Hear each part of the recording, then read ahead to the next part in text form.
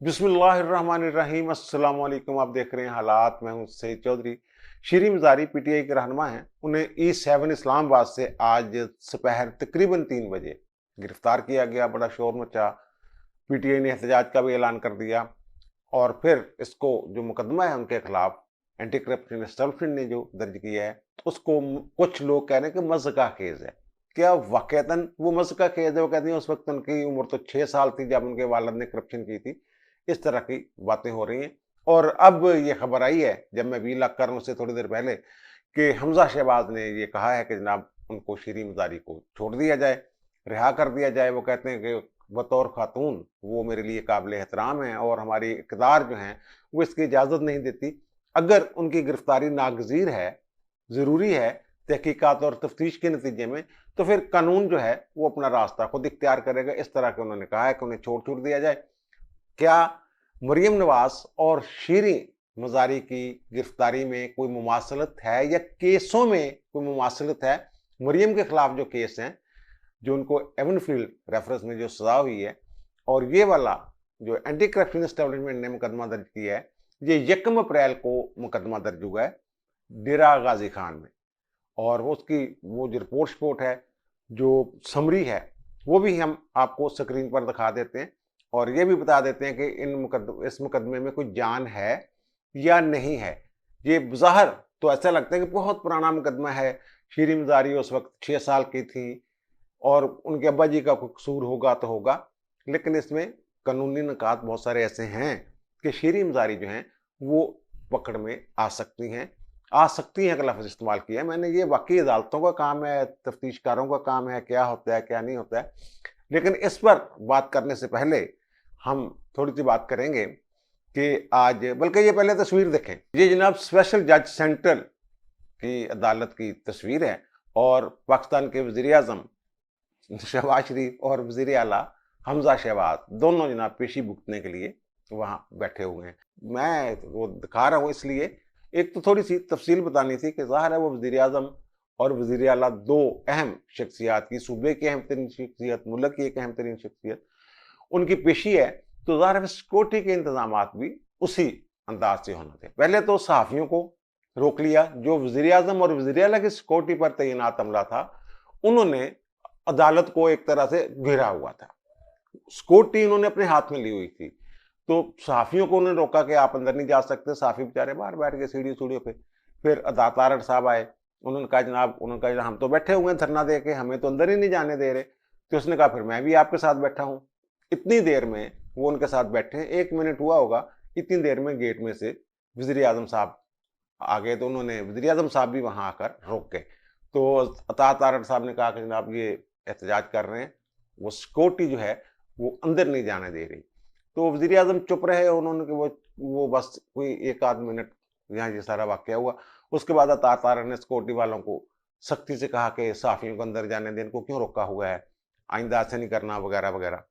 फिर जब वो अदालत में गए हैं तो वहाँ वो जज साहब ने वज़ीर आज़म साहब से कहा कि जनाब, वो पहले तो अमजद परवेज़ जो इनके वकील हैं उन्होंने शिकायत की अदालत से कि जनाब जो सिक्योरिटी है, अदालत से कहा कि वो सहाफ़ियों को अंदर नहीं आने दिया। सहाफ़ियों की तरफ से शिकायत की उन्होंने कि सहाफ़ी कह रहे हैं कि हमें अंदर नहीं आने दिया गया। तो जज साहब ने कहा कि ऐसा नहीं हो सकता, मैं हदायत कर दूँ। वो कहते हैं कि सिक्योरिटी, उन्होंने फिर वज़ीर आज़म से कहा, शहबाज शरीफ से, कि जनाब आपकी जो सिक्योरिटी वाले थे, उन्होंने जब मैं गाड़ी में बैठा, मैं आया हूँ, तो मेरी गाड़ी भी रोक ली। और जब मेरा गार्ड वहाँ गया है उन्हें बताने कि उस वक़्त मेरे गार्ड को भी रोक लिया, वो कहते हैं। ऐसे तो उन्होंने कहा कि हाँ ठीक है जी, मैं अदालत से बाहर निकल के मैं तो अभी आया हूँ, मैं देखता हूँ। तो जज साहब ने कहा आप यहाँ भी वज़ीर आज़म हैं, इस वक़्त भी आप वज़ीर आज़म हैं जनाब, आप हुक्म करें। और उन्होंने जो जज साहब थे उन्होंने मुतलका डीएसपी और जो भी पुलिस एहलकार थे उनको बुला के कहा कि सहाफ़ियों को नहीं रोकना। यानी उन्होंने कहा कि जब जैसे मैं अभी ऑर्डर कर रहा हूँ, आप भी ऑर्डर करवा दें कि जज्जों को नहीं रोकना आइंदा। इस तरह का वाक़या। फिर वो बाकी केस की प्रोसीडिंग तो अलग है ना, कि जो इसमें मफ़रूर हैं, जो पेश नहीं हो रहे, तो उनको शायद वारंट-शरन निकाल दिए हैं, सलमान शहबाज के भी और ये भी। ये तस्वीर मैं किसी और मकसद के लिए दिखा रहा हूँ। जब सो मोटो लिया गया ना, उसमें उन्होंने जो मेन चीज बार बार एक ही बात, यकसा सलूक, हम चाहते हैं सबसे यकसा सलूक हो, same treatment same treatment same treatment, इन सबके साथ एक जैसा सलूक हो। तो ये तो ज़ाहिर है मुलजमों की तरह पेश हुए हैं, बेचारे बैठे हुए हैं दोनों गर्मी में, ज़ाहिर है इतना हबस हो जाता है कमरे में, वो रश इतना ज़्यादा हो जाता है, फिर जिस्मों की गर्मी, सांसों की गर्मी, वो हबस का एक माहौल होता है, एसी चल भी रहा हो तो पसीने जो हैं वो आ ही जाते हैं। तो एक तो ये सेम ट्रीटमेंट की एक मिसाल आप देख लें कि यकसा सलूक वज़ीर आज़म और वज़ीर आला मुल्ज़िमों की तरह, जैसे आम मुल्ज़िम होते हैं, वो कमरा अदालत में बैठे हुए हैं। एक चलो मामला तो तस्कीन जो है हो गई इस जज़्बे की, यकसा सलूक वाले की, और दूसरा जो सेम ट्रीटमेंट है, ये बहुत सारे मामलात में होने चाहिए। बार-बार लोग ज़िक्र करते हैं, जो इमरान खान ने माज़ी में बातें की हुई हैं, जो जो साढ़े 4 साल वो करते रहे हैं, अपने खिलाफ मुकदमा कैसे गायब करवाए, नैब में कैसे ऑर्डिनेंस में कैसे तरमीम करवाई, नैब के चेयरमैन को कैसे एक्सटेंशन दी, वो कहते हैं जी वो ठीक है। जो पार्लियामेंट का कानून होता है उसके बारे में समझ आता है कि नेक नीयति से जो अवामी नुमाइंदे उन्होंने बनाया है। लेकिन अगर इनकी ये नैब अभी तरमीम की नहीं, करने जा रहे थे, सोच रहे थे, बातें कर रहे थे, कमेटी बनी थी कि इसका जो ये इंतकामी या यकतरफा कार्रवाइयों का वाला मामला है, इसको रोकने के लिए क्या किया जा सकता है, कौन सी तरमीम, तो उन्होंने कहा जनाब नैब कवानीन में, एहतसाब के कवानीन में तरमीम हो रही है, तो हमने इसलिए भी देखा है, और फिर ट्रांसफर्स हो रही है। वो जहाँ आईजी की पता नहीं 5-6 आईजी पंजाब के बदले थे, सीसीपीओ पता नहीं कितने बदले थे, वो बहनोई के प्लाट का कब्जा नहीं छूट रहा था, इमरान खान ने खुद कहा, उस वक्त कोई सो मोटो कोई मामला नहीं था। ये सेम ट्रीटमेंट की जो बात है, यकसा सलूक, यकसा सलूक, फिर इसका मतलब उनके खिलाफ भी कार्रवाई होनी चाहिए। वो अदलिया और फौज के बारे में इस तरह तनकीद करे जैसे वो कर रहे हैं, रात को 12 बजे अदालतें खुलती हैं, ये होते वक्त माजी में दानियाल अजीज, तलाल चौधरी, निहाल हाशमी, उनको तौहीन अदालत में क्यों सजाई हुई थी? उन्होंने कोई बयान शयान दिए थे, वो सो मोटो लेकर अदालत ने अंदर कर दिया। फिर यही सेम ट्रीटमेंट जो है, यकसा सलूक इधर भी होना चाहिए, दूसरी तरफ भी होना चाहिए। यही एक सवाल है, यही एक जो बाकी और कोई इशू नहीं है। ज़ाहिर है अगर आप अदलिया ज़ाहिर है अगर अदलिया के जो जजेस हैं उनका एहतराम, अदालतों का एहतराम लाज़िम है, उनको शक भी नहीं किया जा सकता, शायद शक है भी नहीं, लेकिन बातें करने का मौका मिल जाता है कि जनाब उसने ये किया तो छोड़ दिया, हमने ये किया तो नहीं छोड़ा। अब देखिए इसमें एक और बात, जो कासिम सूरी साहब हैं, उनका जो इलेक्शन था वो कहते हैं कि तीसरे नंबर पे, इल्ज़ाम है मुबैना तौर पे, वो तीसरे नंबर पे आए थे, फिर कोई 65,000 पता नहीं कितने हज़ार वोट जो हैं वो जाली-जूली निकले, और फिर इलेक्शन कमीशन या इलेक्शन ट्रिब्यूनल ने उन्हें नाअहल कर दिया। वो आ गए सुप्रीम कोर्ट में, सुप्रीम कोर्ट ने उन्हें वो जो पिछला ऑर्डर था वो मुअत्तल करके उन्हें बहाल कर दिया, और वो 1.5 साल से स्टे पर चल रहे थे। कासिम सूरी साहब जो डिप्टी स्पीकर के तौर पर काम कर रहे थे, वो सुप्रीम कोर्ट के स्टे पर कर रहे थे। अब सेम ट्रीटमेंट की जो बात है, जो ये 25 बंदे नाअहल हुए हैं, ये तो इनका जो जो अपील में आएंगे वो as a matter of right आएंगे, उनका हक है, आइन में और कानून में दिया हुआ है कि अगर उनके खिलाफ फैसला आ जाता है इलेक्शन कमीशन से, तो वो बतौर राइट अपील कर सकते हैं। ये अपील बतौर हक है, इसमें वो लीव ग्रांट श्रांट की जरूरत नहीं पड़ेगी, वो डायरेक्ट आएंगे और सुनेंगे, सुप्रीम कोर्ट लाजमी सुनना है, 90 दिन के अंदर फैसला करना है। तो अगर वहां पहली पेशी पे ही हो गया था स्टे, तो फिर सेम ट्रीटमेंट के असूल के तहत, यकसा असूल के तहत तमाम जो अरकान असम्बली हैं उनके साथ यकसा सलूक होने चाहिए। वहां भी स्टे दे दे, स्टे के बाद देख लें कि उन्होंने जो उनका मौकफ दुरुस्त है या मुखालफिन का मौकफ दुरुस्त है। बहरहाल ये तस्वीर दिखाने का मकसद सिर्फ सेम ट्रीटमेंट और तस्कीन कलब के लिए ये मैंने वो दिखाई है। और अब आते हैं जनाब शीरी मजारी वाला मामला। शीरी मजारी को गिरफ्तार किया गया कोई 3 बजे के करीब दोपहर E7 से, वो गाड़ी घोड़ी में थी। पहले तो उनकी बेटी ने, ईमान मजारी ने, ये रोला शोला डाला, ट्वीट श्वीट किया कि मर्द जो हैं वो गिरफ्तार करके ले गए मेरी माँ को, पता नहीं वो बदतमीजी की, तशद्दुद किया वगैरह वगैरह। लेकिन बाद में वो फुटेज सामने आ गई कि नहीं ऐसा नहीं, खवातीन ने जो पुलिस एहलकार हैं उन्होंने उनको गिरफ्तार किया है और पकड़ कर ले गए हैं। वो कहते हैं कोसार थाने में ले गए। ये तरीका यही होता है कि अगर किसी दूसरे थाने के जुरिसडिक्शन में किसी की गिरफ्तारी मतलूब हो तो मुतलका थाने की पुलिस से मदद ली जाती है। ये कहते हैं कि डीजी खां से आए थे कोई एंटी करप्शन वाले या एंटी करप्शन पंजाब कह लें आप एस्टेब्लिशमेंट, वो लोग वहाँ गए थे। उन्होंने वो कहते हैं कि जनाब वारंट भी थे उनके, और इसका एक प्रोसीजर है।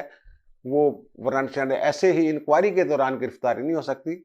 एफआईआर दर्ज होने के बाद जो एंटी करप्शन एस्टेब्लिशमेंट है वो गिरफ्तारी जो है वो बंदे को पकड़ती है। वो गए हैं वहाँ, पकड़ लिया। फिर वहाँ बाकी चीज़ें तो बहुत सारी चीज़ें ऐसी हैं कि सामने है कि वो आपके फवाद चौधरी साहब भी पहुँच गए, शिबली साहब भी पहुँच गए और वहाँ तकरीरें शिकरीरें और एहतजाज का भी ऐलान। और इस पर फिर हमज़ा ने ये कहा है जो मैंने जिक्र किया कि उन्होंने कहा छोड़ दे जनाब इनको, अगर है वो हमज़ा कैसे छिड़वा सकते हैं, हमज़ा तो नहीं छोड़ सकता। हमज़ा इसलिए नहीं छिड़वा सकते, ये भी मुझे सेम ट्रीटमेंट के खिलाफ है चीज़। अगर हमज़ा साहब के कहने पे अगर वारंट है उनके, अदालत की तरफ से जारी करदा कोई वारंट है, तो फिर हमज़ा साहब कैसे उसमें मुदाखलत कर सकते हैं? अगर गिरफ्तारी डाल दी गई है तो अदालत की इजाज़त के बगैर उन्हें कैसे, या जमानत के बगैर कैसे छोड़ा जा सकता है?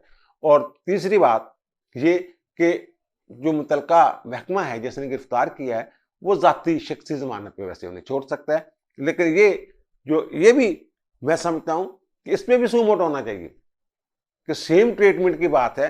अगर वो गिरफ्तार हो गई हैं तो उन्हें भी, अब मरियम को जब पकड़ा गया है उनके वालिद के सामने, और वो कहते ये हैं कि उनके वालिद साहब उन्हें गले मिलने के लिए उठे, उनको गले नहीं मिलने दिया गया और मर्दों ने गिरफ्तार किया था जेल से। अपने वालिद से मुलाकात के लिए गई हुई थी, नैब वाले आए हैं, उनको पता चल गया कि अब ले जाना मेरी बेटी को, तो वो अपनी बेटी से गले मिलना चाह रहे थे, उन्होंने गले नहीं मिलने दिया था। ये चीजें जो हैं ये रिकॉर्ड पर हैं, मुख्तलिफ शक्लों में ये खबरें छप चुकी हैं, आ चुकी हैं, और उनको पकड़ कर ले गए थे। और वो केस जो है अभी तक वो उसका कोई तहकीकात, कोई सबूत, वो उसमें केस रेफरेंस ही नहीं दायर हुआ, वो केस गया कहाँ ये किसी को पता ही नहीं है। बहरहाल ये अब शीरीम ज़ारी साहब को जब पकड़ा है तो एक बड़ा रौला पड़ गया। हकूक़ इंसानी के चैंपियन जो है ना वो मैदान में आ गए। उन्होंने कहा कि जनाब ये तो इसके अब्बे का केस था, और ये इसको कहते हैं उस वक्त 6 साल की बच्ची थी जब का ये मामला तनाज़ा जो है ये चला हुआ है। अब इसमें ये शीरीम ज़ारी कैसे मुलज़िम बनती हैं ये भी मैं अर्ज़ कर देता हूँ। इनके वालिद साहब थे सरदार आशिक महमूद खान साहब मुजारी, और वो मुजारी साहब की जो रुझान है, जो अब राजनपुर की तहसील है, वहाँ इनकी बड़ी बहुत वसी और रीस अराजी थी, फ्यूडल लॉट थे। उस वक्त फिर इस्लाहात हुई जब भुट्टो साहब ने की लैंड रिफॉर्म जिसको कहते हैं, तो उसमें उन्होंने मुख्तलिफ यूनिट्स मुकर्रर करके मुख्तलिफ इलाकों के कि इससे ज़्यादा यूनिट जो हैं वो नहीं रख सकता कोई लैंडलॉर्ड। तो उसके लिए उन्होंने ये किया था कि वो जो अजाफी ज़मीन होगी वो जो मुजारे उसको काश्त कर रहे हैं उनमें तकसीम कर दी जाएगी, और तकसीम करने का भी उन्होंने फार्मूला वगैरह दिया था। तो रुझान में इन्होंने उस वक्त फिर जो फ्यूडल लॉर्ड्स थे उन्होंने एक वारदात डाली। इनको जब पता चल गया कि कोई रिफॉर्म्स हो रहे हैं और ये हद मुकर्रर हो रही है ज़मीन की, तो वारदात ये डालते थे, पहले तो वो ज़मीन की एक शख्स तक जो हद थी उसको कम करने के लिए बहुत सारी चीज ज़मीन जो है वो अपने बीवी बच्चों बेटों छोटे छोटे बच्चों उनके नाम फर्ज कर लें कि किसी की 100 मुरब्बा जो है अराजी है, और वहां यह है कि 5 मुरब्बे से ज्यादा नहीं रख सकते, तो वो 20 बंदे ऐसे ढूंढ लेते थे। यानी कि 2-3 बेटे हो गए, 2-3 बेटियां हो गई, आगे चाचे ताए दे पुत्र खालाएं, उनको मिला के थोड़ी थोड़ी जमीन 3 मुरब्बे करके वो ट्रांसफर करके कि जनाब ये लें, अब कर लें आप इस्लाम, और रहती मिल्कियत अमलन उसी शख्स की रहती थी जो लॉर्ड फ्यूडल लॉर्ड। तो यहाँ इनकी कुछ जमीन तो आ गई काबू में, और कुछ मज़ारों मजदूरों को मिल गई, कुछ इन्होंने खुद ही, अच्छा उसमें जो बहुत बड़े लॉर्ड्स थे उन्होंने खुद भी अपने मज़ारों के नाम थोड़ी थोड़ी ज़मीन करवा दी कि ताकि वो बीच में, और फिर मज़ारों को डरा के सारा रिकॉर्ड जो है वो अपने पास रख लिया, जमाबंदियाँ और वो जो सरकारी परतें और ये वो सारा कुछ अपने कब्जे कुब्जे में रखते थे और बाद में फिर वो दोबारा अपना कब्जा कर लिया। फिर वो इस्लाहात के खिलाफ कुछ सुप्रीम कोर्ट की जजमेंट भी आ गई। खैर, इनकी कुछ अरादी वो कहते हैं कि मियाँ वाली में भी थी, वहाँ कोई मौजा कच्चा है, वहाँ पे भी कुछ अरादी थी। तो वो महकमा माल के साथ मेरे बड़े लोग थे, डीसी इनके, वो रोज़ाना शाम को वो कहते हैं चौकी पर नांदे सी, तो वो आते थे, वहाँ स्टैंपें लगती, रिकॉर्ड तैयार हुआ, टेम्परिंग रिकॉर्ड में करके इन्होंने कुछ किया। और फिर कुछ और एक इन्होंने वारदात ये डाली कि कुछ कंपनियां बना ली और उन कंपनियों के नाम पे अराजी जो थी वो मुंतकिल कर दी, इंतकाल कर दिया और असल रिकॉर्ड जो है वो गायब कर दिया।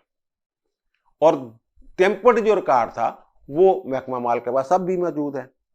तो बाद में ये जो फेडरल लैंड कमीशन है 1975 में, उसने ये फैसला दिया कि ये कंपनियों के नाम पे जो उन्होंने की है ना जमीनें, जो कंपनियां जाली हैं, ये सब फ्रॉड है। ये बात बहुत पुरानी है, मानते हैं, बहुत ही पुरानी बात है, यानी कि इसको 50 साल समझ लें आप हो गए। अच्छा, फिर वो केस कुछ चलते रहे। अब वो मुजारे जिनके साथ फ्रॉड हुआ, जिनकी जमीनें दोबारा हथियाली गई, वो या महकमा माल ने जो जमीनें जो थी अपने कब्जे में ले ली थी मुजारों को देने के लिए, काश्त के लिए, वो सारा इन्होंने रिकॉर्ड जो है वो टेम्पर्ड करके कब्जा कर लिया। और कहते हैं कि मियाँ वाली में इस खानदान के पास कोई 40,000 केनाल जगह पे इन्होंने कब्जा किया हुआ है। वही बातें वो चलता रहा, अदालतों तक गया, सुप्रीम कोर्ट तक गया, केस नीचे आता रहा, ऊपर जाता रहा। फिर ये मामला पहुंच गया एंटी करप्शन एस्टेब्लिशमेंट में। ये आज नहीं पहुंचा, बहुत पुराना। ये उसकी फिर इंक्वायरियां सारा कुछ चलता रहा।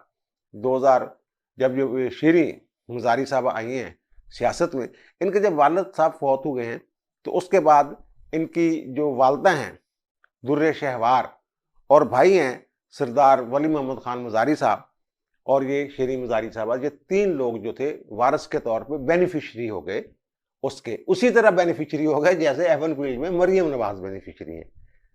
मरियम नवाज जो हैं वो जैसे बेनिफिशरी हैं, इसी तरह ये शीरी मुजारी इसमें बेनिफिशरी हो गई। अब गेम शुरू होती है इनके असर और रसूख की। अब ये इनके जो शहजाद अकबर साहब थे, वो जो टेम्पर्ड या रिकॉर्ड जो है जिसमें हेरा फेरी की गई थी, उसको गायब करवाने के लिए वो जमाबंदी वगैरह शायद ना हर 3-4 साल बाद, 4 साल बाद मेरा ख्याल वो रिन्यू होती है, दोबारा बनती है। यानी कि जो वारसान की होती है कोई, उसका दोबारा होती है। फर्ज करें कि 4 साल में कोई ज़मीन फ़रोख्त होगी या कोई बंदा अपनी इंतकाल कर गया, उसके वर्सा को वो मुंतकिल होगी जमाबंदी वगैरह को, उसका ना वो कहते हैं 4 साल बाद उसको वो दोबारा उसका जायज़ा लिया जाता है। और वो जो परत सरकार होती है वो भी, जिसमें सारा रिकॉर्ड होता है, वो सारा रिकॉर्ड वो कहते हैं कि इनके वाला साहब ने ओरिजिनल रिकॉर्ड भी कहीं महफूज रखा हुआ था। एंटी करप्शन वाले पीछे पड़े हुए थे, कभी कोई पटवारी, गवादर, गिरदावर, ये वो सारे जो भी थे, वो कुछ लोगों के खिलाफ उस वक्त कार्रवाई भी शुरू हुई। वो अब पता नहीं इस दुनिया में हैं या नहीं, ये नहीं होंगे, अब कहाँ होने। अब फिर ये मामला दोबारा जो ही वो मामला ख़त्म नहीं हो रहा था, वो जो मुजारे थे 200-250 वो लगे रहे पीछे, केस के पीछे। और फिर एंटी करप्शन वालों ने वो रिकॉर्ड्स का ढूंढ लिया, ओरिजिनल रिकॉर्ड भी ढूंढ लिया, टेम्पर्ड रिकॉर्ड भी उनके पास आ गया। वो तफसीलात जो हैं हम आपको दिखा रहे हैं, स्क्रीन पे आप देख रहे होंगे। तो वो काम फिर एंटी करप्शन वालों ने, जब गौहर नफीस साहब जो बड़े करीबी थे शहजाद अकबर साहब के, जो 2-3 बंदे जो थे, ये मिलके एक कह लें एक माफिया भी एक हुकूमत के अंदर एक बना हुआ था, जो लोगों को तंग करने के लिए। जो भी गौहर नफीस साहब जब डीजी एंटी करप्शन थे, उस वक्त ये मामला उन्होंने दबाने की कोशिश की। जो इंक्वायरी हर एक दफ़ा लग चुकी हो, तो फिर उसको दाखिल दफ्तर करने के लिए वो कागज़ों के पेट वगैरह भरने पड़ते हैं। लेकिन वो तफ्तीशी वगैरह जो थे वो खबरें लीक कर देते थे, तो फिर वो थोड़ा सा वो दब जाता था, फिर मामला उठ जाता था। बहरहाल गौहर नफीस साहब ने मामले को जिस हद तक दबा सकते थे वो खिड़कियों में वो बंद करके रख दिया। ओरिजिनल रिकॉर्ड वो भी कुदरती तौर पे किसी ने महफूज कर लिया, जो ओरिजिनल रिकॉर्ड जो इनके अब्बा जी ने गायब करवाया था।